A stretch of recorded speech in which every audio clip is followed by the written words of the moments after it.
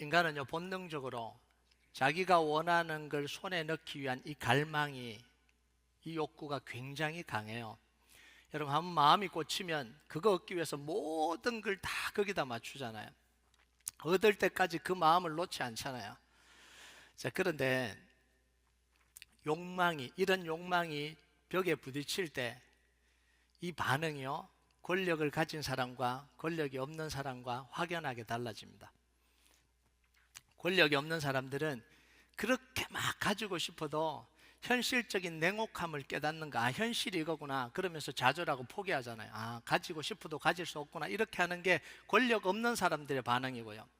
권력을 가진 사람들은 자기가 할 수 있는 모든 권력을 다 동원해서 그걸 얻으려고 모든 일을 다 관철시킵니다. 그게 불법을 행하는 일이든 상관없어요. 그걸 다 그대로 다 가지도록 다 끝까지 하는 게, 이게 권력을 가진 사람들의 속성이에요. 종교 지도자들이 예수님을 체포하려고 했던 계획이 번번이 실패했습니다. 얼마나 잡고 싶었겠어요. 지금 잡아야 되는데 안 잡히는 거예요. 지금까지 백성들을 자극하지 않기 위해서 명분과 법의 테두리에 벗어나지 않는 방법을 했거든요. 그런데 그게 통하지 않는다는 사실을 확인했습니다. 여러 번 그걸 하면서 이제는 확인이 된 거예요. 그래서 이제는 수단과 방법을 가리지 않기로 결정을 했습니다. 여러분, 1절과 2절을 한번 볼까요? 같이 읽겠습니다. 시작. 이틀이 지나면 유월절과 무교절이라 대제사장들과 서기관들이 예수를 흉계로 잡아 죽일 방도를 구하며 이르되 밀란이 날까 하노니 명절은 하지 말자 하더라. 여기서 대제사장들과 서기관들이라고 표현된 이 무리들은 사실은 공식적인 산헤드린 공의회의 이 일원들이고요. 이 산헤드린 공의회가 모여서 결정을 했다라는 겁니다. 여러분, 산헤드린 공의회는 제사장들과 서기관들과 장로들 71명으로 구성된 이 조직입니다. 대제사장이 이들의 수장이 되고요. 여러분, 이 산헤드린 공회는 정치, 종교, 이 사법권을 한꺼번에 다 쥐고 있는 조직이에요. 공권력 중에는 가장 강력한 조직입니다. 자, 여기서 두 가지를 결정해요, 공식적으로. 첫 번째는 뭘 결정하냐면 예수님을 무조건 잡겠다라는 거예요. 이 무서운 이야기죠. 무조건 잡겠다는 거예요. 예수님을 잡기 위해서 수단과 방법에 한계를 두지 않겠다라는 거예요. 1절에 나온 이 흉계라는 단어는요, 돌로스라는 단어인데 속임, 거짓, 기만, 이런 뜻을 가진 겁니다. 그럼 이걸 다 동원해서라도 예수님을 잡겠다라는 거예요. 이 결정을 내린 게 얼마나 무시무시한 거예요. 여러분, 납치범이나 조직폭력배가 한 사람을 잡아서 죽이려 하는 것도 너무너무 두렵잖아요. 그런데 그것보다 훨씬 더 무서운 게 뭐냐면 국가 공권력이 한 사람을 죽이려고 할 때요. 이건 아무도 못 막잖아요. 납치범이나 조직폭력배가 하면 막아줄 조직이라도 있는데 국가 공권력이 결정해버리면 아무도 막을 사람이 없는 거예요. 이게 무슨 이야기냐면 예수님은 무조건 잡힌다, 이런 이야기예요. 두 번째 결정한 게 뭐냐면 유월절, 무교절, 명절에는 하지 말잖아요. 명절에는 하지 말자, 이렇게 이야기를 해요. 왜냐하면 유월절이 되면 전국에서 사람들이 예루살렘으로 명절을 지키기 위해서 다 몰려들거든요. 그러니까 이때 무리해서 예수님을 잡았다가 백성들을 자극하면 소동이 일어나는, 밀란이 일어나는 거예요. 지금 백성들은요, 예수님을 왕으로 추대하려고 그러잖아요. 그런 사람을 억지로 잡아다가 죽이려고 하면 사람들이 다 들고 일어날까 봐 이 명절에는 하지 말자, 이렇게 결정을 한 거예요. 여러분, 이런 무겁고 심각한 분위기를 예수님은 몰랐을까요? 모를 리가 없죠. 이런 일이 진행되고 있다는 걸 모를 리가 없잖아요. 자, 이때 다른 한쪽에서는 뭐가 벌어졌냐면 예수님을 위한 잔치가 벌어졌습니다. 한쪽에는 이 무거운 심각한 일이 벌어지고 있고, 다른 한쪽에는 예수님을 위한 잔치가 벌어지고 있는 거예요. 베다니 시몬의 집에서 잔치를 벌였다 그러는데, 이 시몬은 문둥병자였다가 예수님께 고침받은 사람일 가능성이 큽니다. 그러니까 시몬이 예수님을 위한 잔치를 벌였으니까 얼마나 많은 음식을 지금 차려놨겠어요. 그리고 이때는 유월절 전에 마지막으로 각종 양념을 가지고 요리한 음식을 먹을 수 있는 마지막 타임이에요. 유월절이 되면 그때부터는 일주일 동안 양념으로 요리된 음식은 못 먹습니다. 밀가루 반죽으로 구운 무교병만 일주일 동안 먹어야 되는 거예요. 그러니까 사람들 속에 이 잔치가 얼마나 중요한 잔치겠어요? 얼마나 즐거운 잔치겠어요? 마지막으로 이 음식을 먹는데, 자, 그런데 예수님에게도 이 잔치가 즐겁고 좋았을까요? 이때 예수님이 체포되기 이틀 전이다, 이렇게. 6월절 이틀 전에. 체포되기 이틀 전이에요. 예수님 마음이 얼마나 무겁겠어요? 얼마나 두렵겠어요? 얼마나 첩첩하겠어요? 그런데 그 잔치는 예수님의 죽음과는 아무런 상관없이 그냥 자기들끼리 하게 차려놓은 거잖아요. 예수님이 이런 마음을 모르잖아요. 예수님이 이런 상황을 모르잖아요. 그냥 잔치를 벌린 거예요.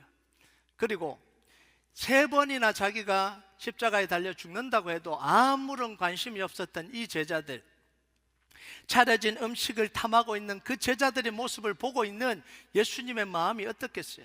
자기가 죽는다고 하는 이야기는 눈 하나 깜짝하지 않다가 잔치 음식에 눈이 휘둥그레져서 막 잔치 음식을 먹고 있는 그 제자들을 바라보고 있는 그 예수님의 마음이 어떻겠어요? 먹고 즐기는 군중 속에 혼자가 된 느낌. 여러분, 이거 한번 경험해 봤습니까? 누구 다 웃고 떠들고 다 잔치 벌이는데 자기 혼자 외톨이가 된 느낌. 잔치가 화려하면 화려할수록 예수님의 마음은 더 외롭고 더 무거워지는 거예요. 자, 이런 와중에 돌발 상황이 생겨버렸습니다. 3절을 한번 볼까요? 같이 읽겠습니다. 시작. 예수께서 베다니 나병 환자 시몬의 집에서 식사하실 때에 한 여자가 매우 값진 향유 곧 순전한 나드 한 옥합을 가지고 와서 그 옥합을 깨뜨려 예수의 머리에 부으니, 갑자기 잔치하는데 어느 한 여인이 등장을 해서 비싼 향유 한 병을 예수님의 머리에다가 다 부어버린 거예요. 순식간에 일어난 사건입니다. 음식 냄새로 가득 찼던 집이 갑자기 향유 냄새로 갑자기 가득 차버렸어요. 모든 사람들의 시선이 누구에게 쏠렸겠어요? 예수님과 이 여인에게 쏠렸습니다. 여기저기서 사람들의 반응이 터져 나왔죠. 4절과 5절을 한번 볼까요? 같이 읽겠습니다. 4절과 5절 시작. 어떤 사람들이 화를 내어 서로 말하되 어찌하여 이 향유를 허비하는가? 이 향유를 300데나리온 이상에 팔아 가난한 자들에게 줄 수 있었겠도 하며 그 여자를 책망하는지라. 자, 향유를 깨뜨렸는데 300데나리온에는 이 숫자가 바로 나왔어요. 그러니까 얼마나 유명한 향수예요. 다 안다라는 이야기예요. 저게 300데나리온 된다는 걸 다 안다라는 거예요. 어떻게 알아요? 여러분, 우리가 여성분들이 명품백 들고 오면 다 알잖아요. 디올, 또 뭐 있죠? 이 샤넬, 에르메스, 얼마짜리까지 알아요. 막 인터넷에 올리잖아요. 저 얼마짜리다, 다 올리잖아요. 그러니까 그 당시에 얼마나 유명한 향수예요. 딱 깨뜨리는 거 보고 저 300데나리온 바로 나온 거예요. 여러분, 이 300데나리온은 이 당시 적지 않은 액수입니다. 하루 노동자의 이 월급이 얼마냐, 일당이 얼마냐면 한 데나리온이잖아요. 그러니까 200데나리온이면 1년치 연봉입니다. 자, 이 돈으로 가난한 사람들을 먹이면 몇 명을 먹일 수 있냐면 7,500명을 먹일 수 있습니다. 7,500명 이상을 먹일 수 있어요. 어떻게 하냐고요? 요한복음 6장 7절 보겠습니다. 같이 읽겠습니다. 시작. 빌립이 대답하되 각 사람으로 조금씩 받게 할지라도 200데나리온의 떡이 부족하리이다. 예수님 5,000명 먹이는데 너희들이 먹이라 그러니까 빌립이 바로 계산하잖아요. 5,000명 먹이려면 200데나리온의 떡이 필요합니다. 그러면 300데나리온은 얼마 먹일 수 있죠? 산수입니다. 7,500명. 여러분 한번 생각을 해보세요. 이 엄청난 돈, 배고픈 시절이에요. 사람들이 먹을 것 없이 살아가던 배고픈 시절에 7,500명을 먹을 수 있는 그걸 제 머리에다 다 부어버렸다고 생각해 보세요. 여러분의 눈빛이 아마 잡아 먹으려고 그럴 겁니다. 저를. 이 눈빛으로 지금 보고 있는 거예요. 사람들이 흥분하면서 향유를 부은 여인에게 비난의 화살을 지금 막 퍼붓고 있는 거예요. 죄송합니다. 미친 아니냐는 거예요. 미친 거 아니냐 이거. 근데 사실 이들이 분노를 터뜨린 대상은 이 여인이 아니죠. 실제로 누구에게 하고 싶은 거예요? 예수님께 쏟아붓고 싶은 거예요. 예수님께 직접 비난은 못하고 대신 힘없는 이 여인에게 분노를 다 쏟고 있는 거예요. 이런 이야기예요. 당신이 지금까지 부자들을 향해서 쓴소리하고 가난한 자들을 위한다고 하면서 어떻게 300데나리온이 되는 그 돈을 당신만을 위해서 쓸 수 있냐라는 거예요. 그것도 머리에다가, 다른 중요한 것도 아니고 머리에다가 다 부어버릴 수 있냐는 거예요. 요한복음에는 어디다 부었어요? 심지어 발에 부어버렸습니다. 그러니까 무슨 이야기냐면 당신에게 실망했다라는 거예요. 어떻게 그럴 수 있냐라는 거예요. 여러분, 누가 들어도 맞는 이야기잖아요. 이 여인은 철이 없어서 그 향유를 붓는다 치고 예수님이라도 말리셔야 되는 거 아니에요? 그런데 예수님은 그 여인을 말리지도 않으시고 다 부을 때까지 아무 말도 하지 않고 가만히 계신 거예요. 이게 제일 화가 나는 부분이잖아요. 가만히 있어요. 아는 사람이 가만히 있어요. 철없는 사람이 행동하는 건 그게 이해가 되는데 알면서 가만히 있는 거예요. 얼마나 화가 나겠어요. 그리고 변명한다고 하면서 사람들의 화를 더 돋궈버립니다. 여러분 6절과 7절 한번 볼까요? 같이 읽겠습니다. 시작. 예수께서 이르시되 가만두라. 너희가 어찌하여 그를 괴롭게 하느냐? 그가 내게 좋은 일을 하였느니라. 가난한 자들은 항상 너희와 함께 있으니 아무 때라도 원하는 대로 도울 수 있거니와 나는 너희와 항상 함께 있지 아니하리라. 여러분, 이게 말씀이 아니고 이게 사실 이 사건이라면 이렇게 들릴 겁니다. 좋은 일을 했는데 왜 이 여인을 탓하냐? 이렇게 들리는 거잖아요.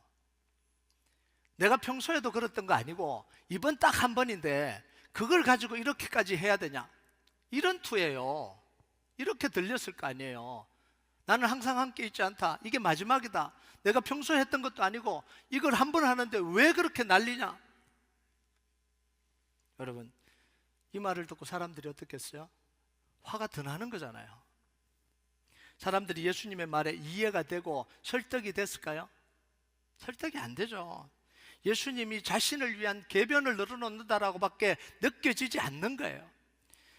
그래서 가룟 유다가 예수님을 팔기로 한 결정적인 이유를 제공한 순간이 어디냐면 이거예요. 이 사건 이후에 가룟 유다는 예수님을 팔기로 마음을 굳힙니다. 그리고 대제사장을 찾아가서 팔겠다라고 이야기를 합니다. 여러분, 가룟 유다가 예수님의 설명이 이해가 됐다면, 납득이 됐다면 그렇게까지 행동을 했을까요? 아닐 거라고요. 이해가 안 됐다라는 거예요. 예수님은 그러면 물어봐야 되죠. 왜 그렇게 하셨냐는 거예요. 왜 이 여인이 향유 붓는 걸 그대로 보고만 계셨냐라는 거예요. 이건 예수님의 평소 행동과는 너무 다르잖아요. 8절을 읽어야 예수님의 마음이 비로소 이해가 돼요. 8절 같이 읽겠습니다. 시작. 그는 힘을 다하여 내 몸에 향유를 부어 내 장례를 미리 준비하였느니라. 예수님은 이 여인이 하는 행동을 뭐라고 받아들였냐면 내 장례를 위해서 미리 향품을 내 머리에 부었다, 이렇게 받아들인 거예요. 여러분, 이것에 대해서는요 설명이 좀 필요합니다. 예수님이 우리 죄를 대신 지고 십자가에 가시는 뭐예요? 속죄의 어린 양이잖아요. 여러분, 구약의 이 제사법에 보면 어린 양이 백성들의 죄를 지고 제단에서 속죄제로 불태워집니다. 그것과 같이 예수님이 세상의 모든 죄를 지고 십자가의 제단에 속죄 제물로 드려지는 게 이게 십자가예요. 자, 그런데 속죄제 어린 양을 제물로 드릴 때 태우잖아요. 그 향기를 더하기 위해서 그 위에 포도주를 붓고 또는 그 위에 곡물주를 붓습니다. 성경에는 독주라고 나오죠. 곡물로 만든 이 술이에요. 그걸 부어서 태울 때 이런 이 거름이나 이런 냄새를 제거하고 향기가 나도록 붓는 게 이게 포도주나 독주입니다. 이걸 뭐라고 이야기를 하냐면 전제라고 이야기합니다. 전제. 예수님이 이 여인이 자기 머리에 향유를 부을 때 향유가 좋아서 탐이 나서 그냥 두신 게 아니에요. 예수님이 이 여인이 자기 머리에 붓는 이 향유를 뭘로 받아들였다는 거죠? 전제로 받아들였다는 거예요. 하나님이 내게 부으시는 전제로 받아들였다는 거예요. 이 말은 무슨 이야기냐면 아버지께서 내게 주시는 그 잔을 피하지 않고 받겠다는 거예요. 내가 제물 되기로 마음의 결정을 했다라는 이야기입니다. 여러분, 디모데후서 4장 6절을 보면 같이 읽겠습니다. 시작. 전제와 같이 내가 벌써 부어지고 나의 떠날 시각이 가까웠도다. 이게 사도 바울의 고백이거든요. 믿음으로 다 달리고 이제 자기 죽음이 순교의 시간이 다가온 줄 알아요. 그러면서 이 고백을 합니다. 전제와 같이 내가 벌써 부어지고 내가 주님을 위해서 죽기로 마음에 작정을 했다, 이런 이야기입니다. 예수님이 이런 마음의 결단이에요. 주님이 주시는 십자가를 지겠다는 거예요. 하나님이 주시는 그 십자가를 지겠다는 거예요. 그걸 여인이 붓는 그 향유를 전제로 받아들이면서 그 결심을 하고 있었던 거예요. 이 마음을, 이 예수님의 마음을 누가 알겠어요? 이 마음을 모르니까 욕을 하는 거예요. 저 미친 사람 아니냐는 거예요. 믿었는데 어떻게 그렇게 변할 수가 있냐는 거예요. 가난한 사람들을 위한다고 하더니 다 가식적이었다고. 진짜 원하는 게 그런 향유나 붓는 거라고 이렇게 손가락질하고 있는 거예요. 그런데 이 죽음을 받아들이는 이 예수님의 마음을 누가 알아주겠어요? 여러분, 그 자리에 있지 않으면 그 사람 마음 모르잖아요. 그 역할을 해보지 않으면 그 마음 모르잖아요. 그 일을 당해보지 않으면 그걸 모르는 거예요. 누가 가장의 마음을 알아줘요? 가장으로 어깨에 무거운 짐을 지고 살아가는 그 아버지의 마음을 누가 알아줍니까?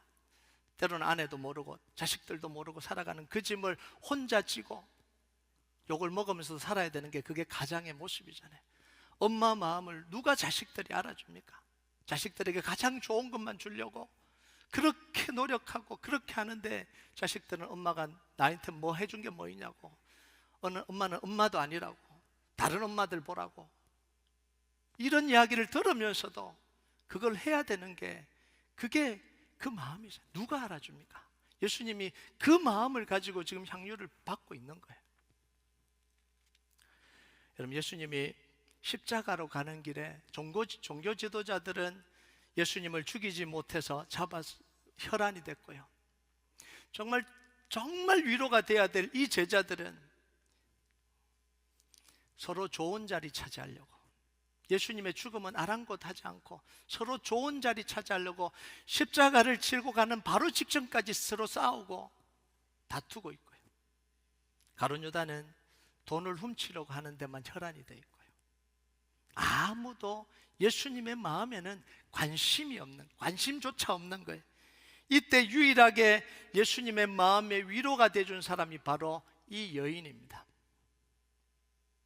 예수님은 향유를 300데나리온으로 본 게 아니라 이 여인의 마음으로 본 거예요. 여러분, 우리는요 모든 걸 돈의 가치로 환산하려고 합니다. 이게 현대예요. 그게 얼마짜리냐, 얼마 썼냐, 여기에만 관심이 많아요.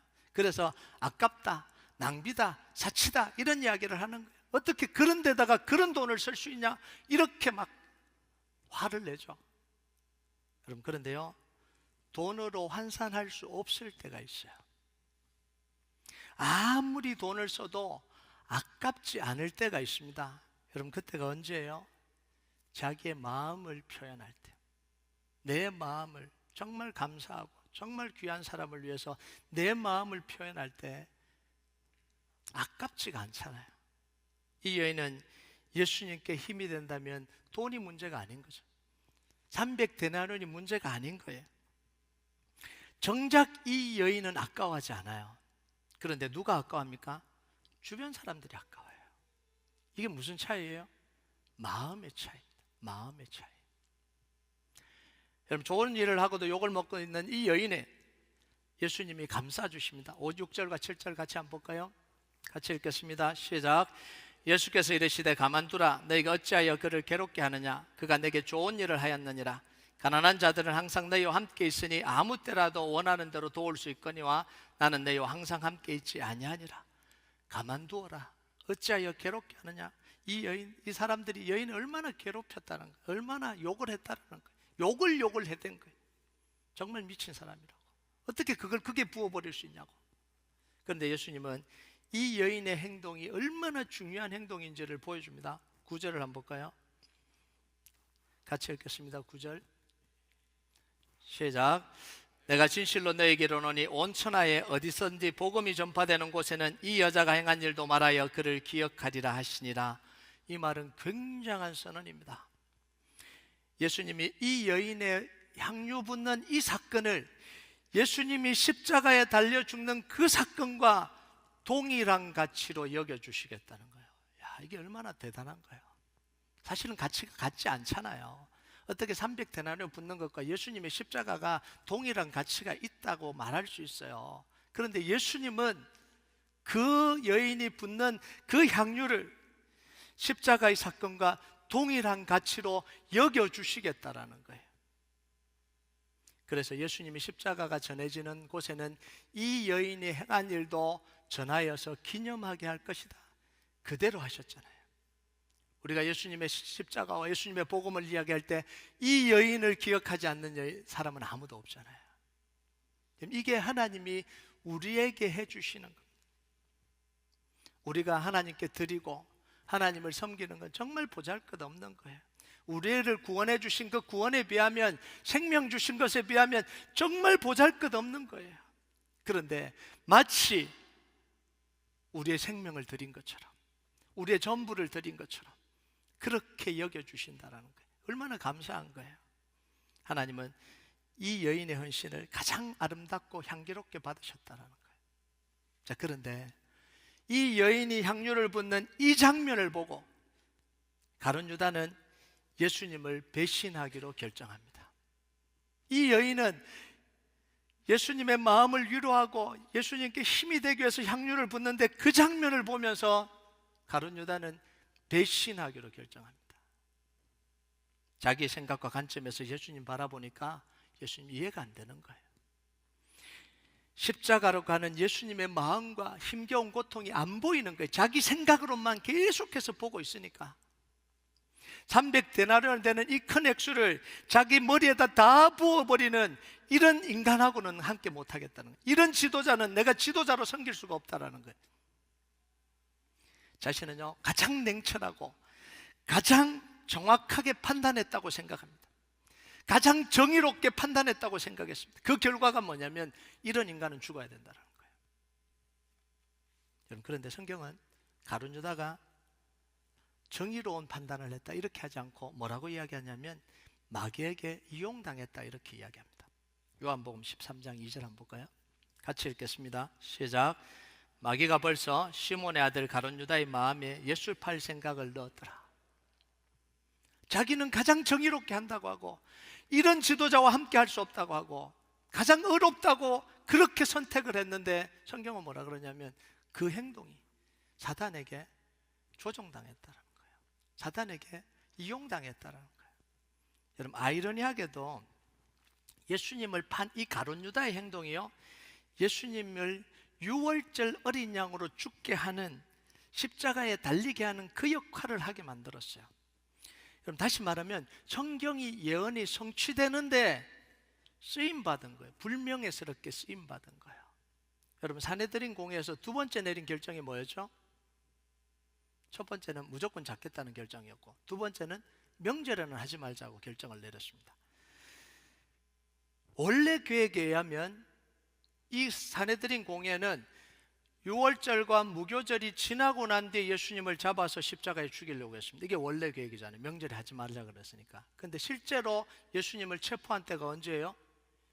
유월절 명절 때. 그것도 유월절 식사가 끝난 그 새벽에. 여러분, 왜 변경이 됐죠? 가룟 유다의 배신으로 이 계획이 급 변경된 거예요. 원래 없었던 계획인데 가룟 유다가 배신하면서 이 계획이 변경돼서 급속도로 진행되어 버렸습니다. 자, 그래서 마태복음 14장 21절에 보면 이렇게 이야기를 해요. 같이 읽겠습니다. 시작. 인자는 자기에게 대하여 기록된 대로 가거니와 인자를 파는 그 사람에게는 화가 있으리로다. 그 사람은 차라리 나지 아니하였더라면 자기에게 좋을 뻔하였느니라 하시니라. 가룟 유다는 예수님의 십자가를 위해서 가장 불명예스럽게 사용되는 그런 인생을 살게 된 것입니다. 여러분, 이 여인이 부은 향유, 예수님의 십자가와 너무 흡사하게 닮아 있어요. 귀한 향유가 한 사람에게 부어지는 건 사치고 낭비입니다. 그런데 이 여인은 예수님을 너무너무 사랑해서 그 향유를 예수님의 머리에 다 부어도 아깝지 않아 했습니다. 요한복음에 보면 발에 부어도 아깝지 않아 있다라는 거예요. 여러분, 십자가도 마찬가지입니다. 예수님의 목숨은 인간을 위해서 부어지기에는 너무 아깝잖아요. 죄인들을 위해서 부어지기는 너무 아까운 목숨 아니에요? 자기를 조롱하고 자기를 배반했던 사람들을 위해서 부어지기에는 너무 아까운 목숨이잖아요. 그런데 예수님이 우리 인간을 너무 사랑하셔서 자신의 옥합인 몸을 깨트려서 보잘것없는 우리 위에 그 피를 다 쏟아주신 거예요. 물과 피를 다 쏟아주신 거예요. 이게 예수님의 십자가 사건입니다. 여러분, 우리가 살아야 될 삶이 바로 이런 삶이라는 거예요. 내 옥합을 깨트려서 사랑할 수 없는 사람, 이해할 수 없는 사람, 미운 사람, 못난 사람, 살려야 될 사람에게 부어야 되는 거예요. 우리가 복음을 위해서 살아가는데, 복음을 전하는데 좋아하는 사람에게 복음 전합니까? 좋아하는 사람들만 살려야 됩니까? 아니잖아요. 이 복음은 내 원수에게도 전해져야 되고요, 나를 괴롭히는 사람에게도 전해져야 되고요, 나하고 마음 맞지 않는 사람에게도 전해져야 되는 거예요. 나를 괴롭히는 사람에게도 전해져야 되는 게 그게 복음이잖아요. 여러분, 이 과정에서 우리는 이 여인처럼 복음의 역사에 동참하게 되는 거예요. 이게 쉽지가 않잖아요.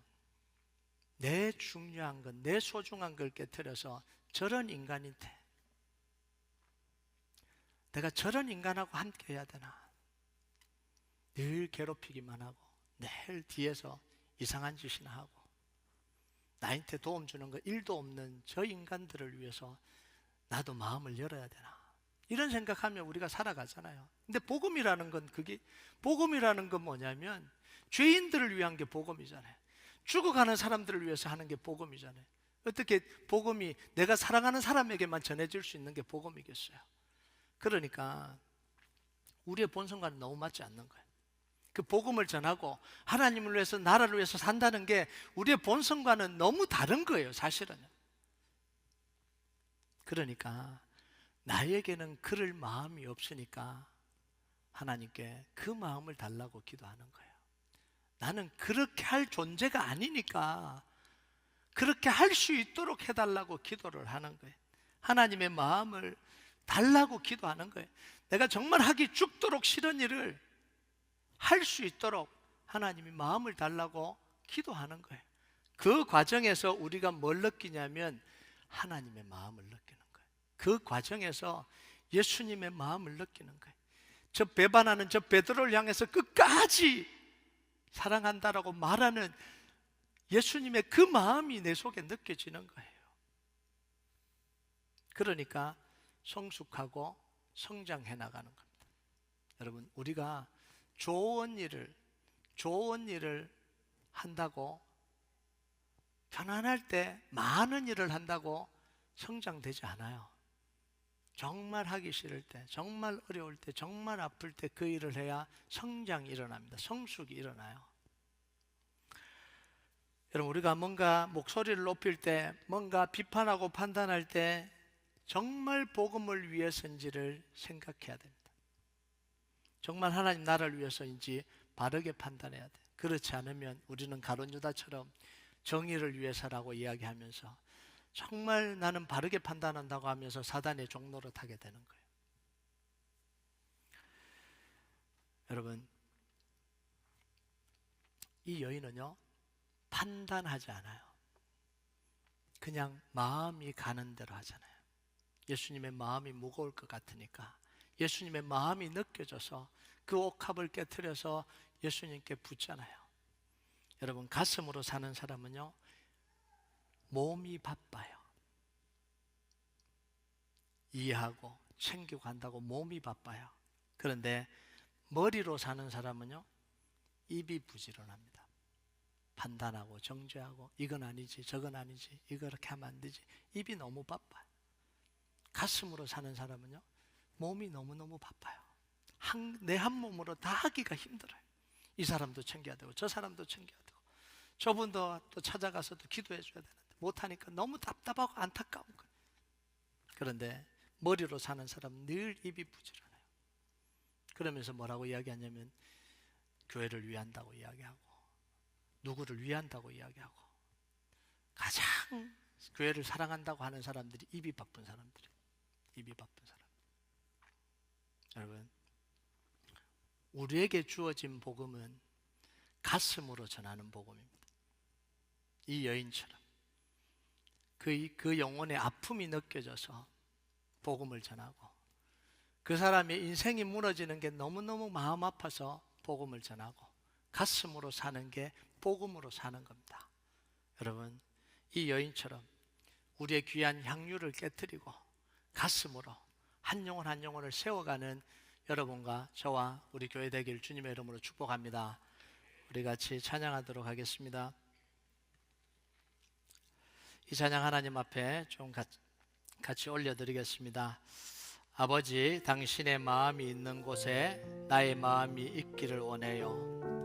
아버지, 당신의 눈물 고인 곳에 나의 눈물이 고이길 원해요. 아버지, 당신이 바라보는 영혼에게 나의 두 눈이 향하길 원해요. 이 고백 하나님께서 하나님께 올려드리겠습니다.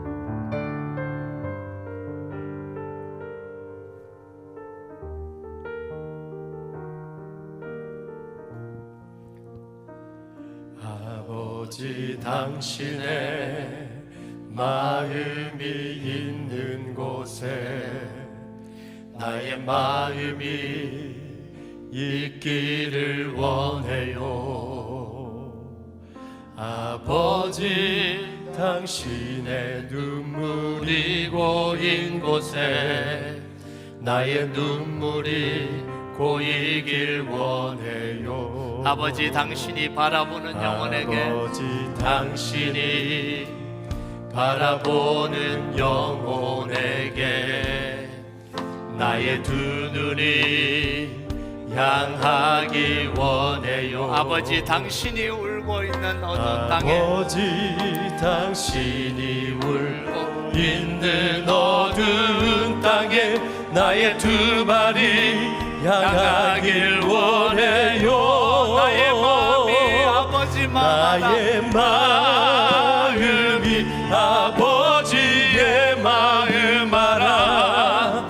내 모든 뜻 아버지의 뜻이 될 수 있기를 나의 온몸이 아버지의 마음 알아. 내 모든 삶 당신의 삶 되기를. 우리 다시 한번 고백합니다. 아버지, 당신의 마음이 있는 곳에 아버지, 당신의 마음이 있는 곳에 나의 마음이 있기를 원해요. 아버지, 당신의 눈물이 고인 곳에 아버지, 당신의 눈물이 고인 곳에 나의 눈물이 고이길 원해요. 아버지, 당신이 바라보는 그 영혼에게 당신이 바라보는 영혼에게 나의 두 눈이 향하길 원해요. 아버지, 당신이 울고 있는 어두운 땅에 당신이 울고 있는 어두운 땅에 나의 두 말이 향하길 원해요. 나의 마음이 아버지의 마음 알아. 나의 마음이 아버지의 마음 알아. 내 모든 뜻 아버지의 뜻이 될 수 있기를 나의 온몸이 아버지의 마음 알아. 내 모든 삶 당신의 삶 나의 마음이 아버지의 마음 알아. 나의 마음이 아버지의 마음 알아. 내 모든 뜻 아버지의 뜻이 될 수 있기를 나의 온몸이 아버지의 마음 알아. 내 모든 삶 당신의 삶 되기를. 다시 한번 부음을 주소서. 다시 한번 부흥을 주소서. 주의 나라가 이 땅에 다시 세워지는 주의 나라가 이 땅에 다시 세워지는 그 영광을 우리 보게 하소서. 우리 보게 하소서. 주 예수의 영광 다시 한번 부흥을 주소서. 다시 한번 부흥을 주소서. 주님의 나라가 이 땅 위에 세워지게 하소서. 주의 나라가 이 땅에 다시 세워지는 그 영광을 우리가 보게 하소서. 우리 보게 하소서. 주 예수의